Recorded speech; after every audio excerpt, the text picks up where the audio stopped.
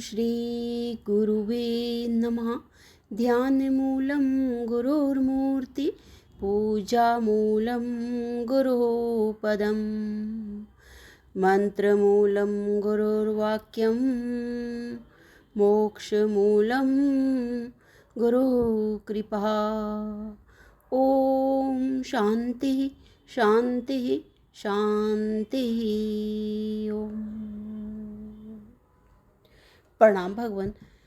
विचार सागर दर्पण स्वामी श्री मनोहरानंद जी महाराज और हमारा चतुर्थ तरंग चल रहा है भगवान, जिसमें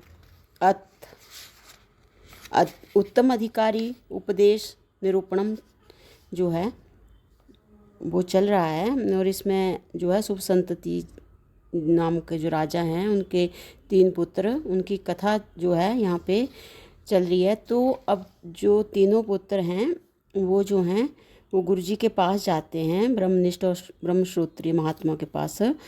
तो वहाँ पर जो है वो उनकी गुरु सेवा करके बड़ी ही श्रद्धा से जो है वो वहाँ पे महात्मा जैसे उनसे पूछते हैं कि भाई तुम्हारे आने का यहाँ पे क्या कारण है।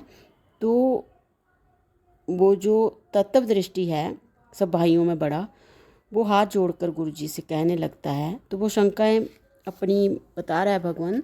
तो हमारी दूसरी शंका चल रही है। यहाँ पर शंका है कि प्रभो, यदि मैं स्वयं परमानंद स्वरूप ही हूँ तो फिर मुझे विषयों के संग से आनंद का भान क्यों होता है। तो यहाँ पे स्वामी जी ने बताया कि जो आनंद का भान होता है वो विषयों से नहीं होता, वो आत्मा का ही आनंद है। तो अब जो है आगे इसी शंका को आगे कंटिन्यू करते हुए बता रहे हैं कि ऐसा जिसको ज्ञान हो जाता है वह ज्ञानी पुरुष सदा अंतर्मुख वृत्ति द्वारा अपने स्वरूप का आनंद लेता रहता है। अंतर्मुख वृत्ति द्वारा अपने स्वरूप का आनंद लेता रहता है और विषय भोगते समय भी जो आनंद आता है उसको भी वह समझता है कि यह तो मेरे स्वरूपानंद की ही छाया है। इसी प्रकार सदा उसकी स्वरूप आकार ही वृत्ति बनी रहती है। किंतु कभी कभी प्रारब्धवश व्यवहार में तल्लीन होने के कारण वह ज्ञानी अपने स्वरूप को भूल भी जाता है, अर्थात उसको कभी कभी अपने स्वरूप का विस्मरण भी हो जाता है। उस आत्म विस्मरण का कारण है लेश अज्ञान। किंतु यह लेश अज्ञान उसके आत्म स्वरूप के निश्चय में बाधक नहीं पड़ता।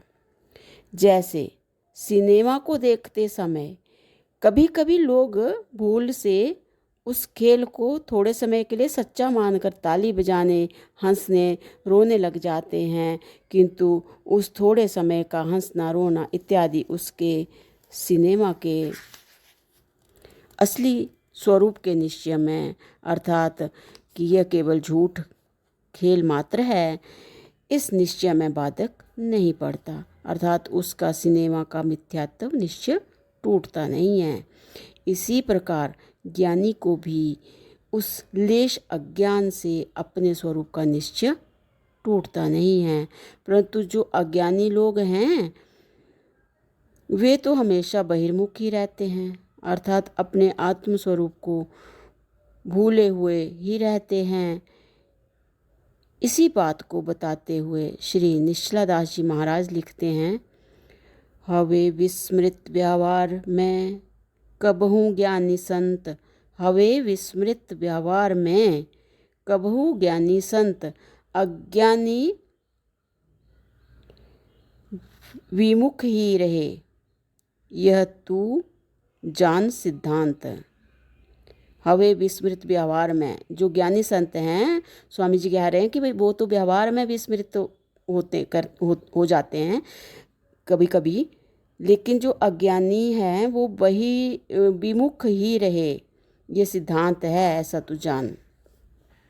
तो अगली शंका है भगवान कि भगवान आपकी कृपा से मैं परमानंद स्वरूप हूँ, यह तो मेरी समझ में आ गया, परंतु यह जो आपने पहले कहा कि जन्म मरण से लेकर जितना भी दुख रूप संसार है वह मुझ में नहीं है, तो फिर किस में है? यह कृपा करके समझाइए। तो गुरु जी कह रहे हैं कि हे शिष्य, जैसे रस्सी में कल्पित सर्प वास्तव में हुआ ही नहीं है, रस्सी में कल्पित सर्प वास्तव में हुआ ही नहीं है, उसी प्रकार यह सारा जन्म मरण रूप कल्पित संसार भी वस्तुतः कहीं है ही नहीं। यह न तुझ में है न मुझ में है, वह ना कहीं और में है। स्वामी जी कह रहे हैं कि ये कल्पित संसार वस्तुतः कहीं है ही नहीं, यह न तुझ में है न मुझ में है, वह न कहीं और में है। तो अगली शंका है भगवान की, प्रभु यदि ये जन्म मरण आदि दुख रूप संसार कहीं है ही नहीं, तो फिर प्रत्यक्ष प्रतीत क्यों हो रहा है? तो भगवान इस वाली शंका को जो है वो अगले सत्संग से कंटिन्यू करते हैं। प्रणाम भगवान। ओम शांति ही शांति ही शांति ही। ओम।